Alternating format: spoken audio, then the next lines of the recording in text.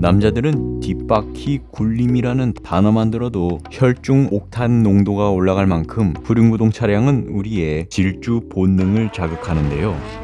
후륜구동차를 타다 보면 LSD, 오픈디프, 락디프 이런 말을 자주 듣게 될 건데요. 이 양쪽 다리 사이에 달린 톱니바퀴들, 톱니바퀴의 구성에 따라서 수컷과 암컷으로 구분되는데요. 이거를 디퍼런셜이라고 부릅니다. 이 세 종류가 똑같아 보여도 뭘 끼우냐에 따라 움직임도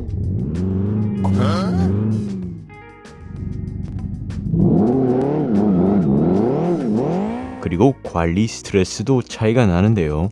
오늘은 디퍼런셜이 뭐고 이게 왜 필요한 건지 구조, 가격, 오일 교환 주기, 장단점까지 전부 정리해드리도록 하죠. 코너에서의 바퀴 회전 차이. 자동차는 직진할 때 이 양쪽 바퀴가 똑같이 돌지만 코너를 돌 때는 안쪽 바퀴는 적게, 바깥쪽 바퀴는 많이 돌아야 되는데요.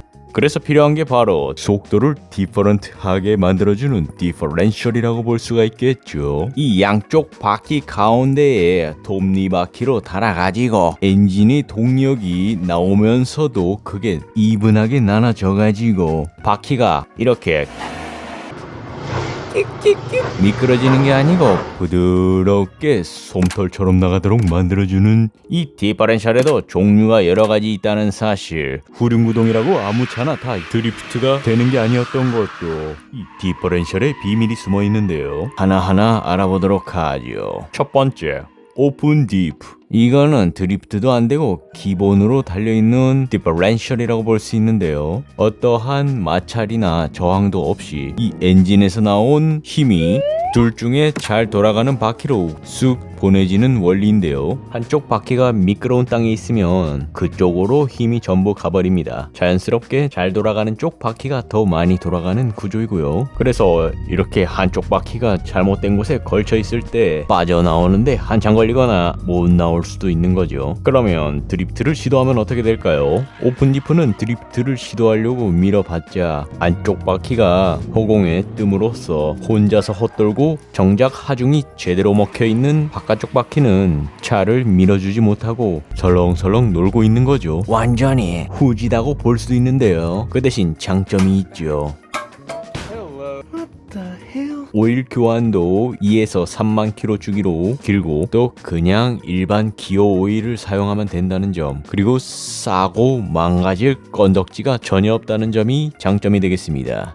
그 다음은 그 반대인 락디프. 아예 디퍼런셜을 뜯어다가 용접시켜버린 다음에 다시 낀 건데요. 이건 드리프트 삽갈기는 용으로 사용할 수 있는데 양쪽 바퀴가 항상 고정되어 있습니다. 그래서 코너링을 돌아보려고 해도 뭔가가 잘 안 되고 차가 자꾸 멈춰버리고 고무줄처럼 팅글팅글링 되는군요. 개꿀잼이라고 볼 수도 있겠죠. 양쪽 바퀴가 고정되어 있기 때문에 한쪽 바퀴가 미끄러운 곳에 있든 공중에 떴든 상관없이 차를 밀고 나갈 수가 있습니다. 늘 든든하다고 볼 수 있겠죠. 드리프트를 시도해보면은 드리프트가 삽 잘 된다고 볼 수 있겠죠. 그리고 이거는 엑셀을 밟으나 떼나 무조건 묶여있기 때문에 엑셀을 떼도 드리프트 유지가 계속 된다는, 드리프트가 풀리지 않고 속도를 줄일 때에도 유리한 락디프.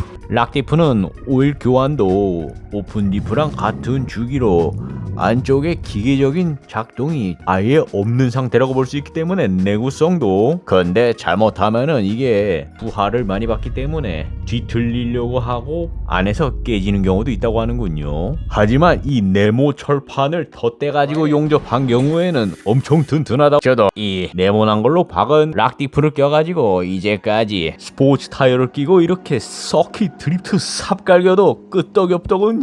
하지만 단점들이 존재하는데요. 이걸로 하면은 옆에 탄 사람이 그냥 기겁을 하고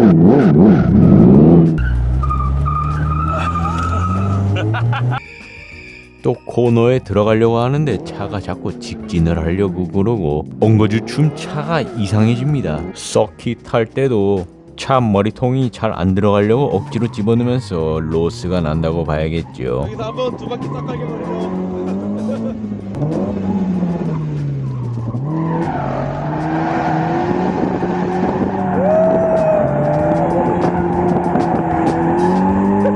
그리고 기본적으로 멈추려고 하는 힘이 코너에서 작용하기 때문에 느립니다.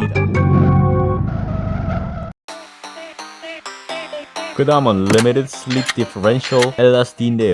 오픈과 락 사이를 엑셀 양으로 삽 조절이 가능한, 엑셀을 떼면은 오픈으로 부드러운 코너 진입이 가능하고, 엑셀 밟으면은 드리프트가 바로 시작되면서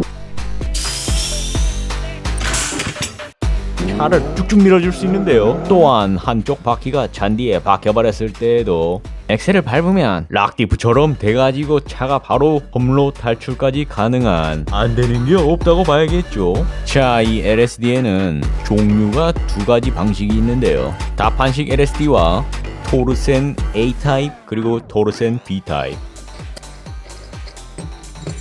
다판식 LSD 설계한 사람은 머릿속이 어떻게 이렇게 천재인 건지 무릎을 탁 치게 만드는데요. 양쪽에다가 여러 개의 클러치 디스크를 배치시킨 다음에 가운데에다가 이 다이아몬드 모양을 쇳덩어리를 밀어버릴 수 있게 해가지고 엑셀을 밟아서 다이아몬드로 이 덩어리들을 좌우로 밀면은 이 양쪽에 달린 마찰판들이 마찰되면서 락이 돼가지고 양쪽 바퀴가 묶이고, 엑셀을 떼면은 이 다이아몬드가 릴리즈 되면서 좌우로 밀려있던 덩어리들 다시 안쪽으로 오므라들고 마찰판들을 흐물흐물 다시 풀어주는 거죠. 이 다이아몬드의 모양과 각도를 바꿔가면서 원웨이, 엑셀을 밟을 때만 묶어주기, 투웨이, 엑셀을 밟을 때는 세게, 악셀을 뗐을 때는 조금 세게 다 묶어주기, 거진 락디프 표방이라고 봐야겠죠. 1.5웨이, 이거는 엑셀 밟을 때는 묶기, 엑셀 떼면은 살짝 묶기, 이렇게 다양하게 세팅을 하고 프리로드도 설정할 수 있고 엄청 재밌는데 단점이 있죠. 가격이 200만원씩 하고 오일 교환 주기도 5천에서 1만, 짧고 가혹하게 드리프트 삽 갈긴 경우 이 마찰판들이 마모돼서 오버홀도 해줘야 되고요. 또 오일도 LSD 전용 오일로 껴줘야 된다는 점, 이런 특징이 있겠습니다. 그러면은 이 토르센 LSD는 뭐냐? 이거 또 어떻게 만든 건지 알 수조차도 없는데요.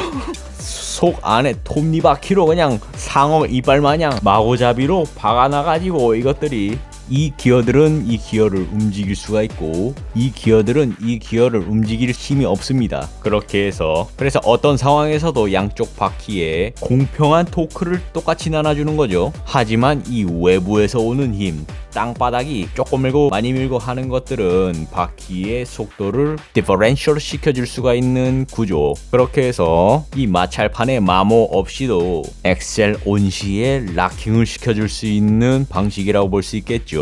그래서 내 피셜이지만 다판식 LSD로 치면은 1.25웨이의 특성을 가진다고 느껴졌고요. 왜냐면 엔진 브레이킹의 토크도 역방향으로 어느 정도 반영해 줄 테니까 말이죠. 이 마찰판이 없어가지고 유지관리도 오일 교환도 오픈 디프처럼 해주면 되고 오버홀 할 필요도 없고 기계식이라 반영구적이죠. 내구성도 개꿀에다가 이 A타입, B타입이 있는데 B타입 기어비에 따라 이 미아타의 경우는 B타입 락킹이 더 강해가지고 전화 B타입으로 갔다가 사삭 꼈더니 드리프트 개잘되죠. 이제 저는 오늘 밤 인제스피디움 가가지고 내일 이 도로센으로 신기록 찍으러 가는데요. 정말 기대되는군요.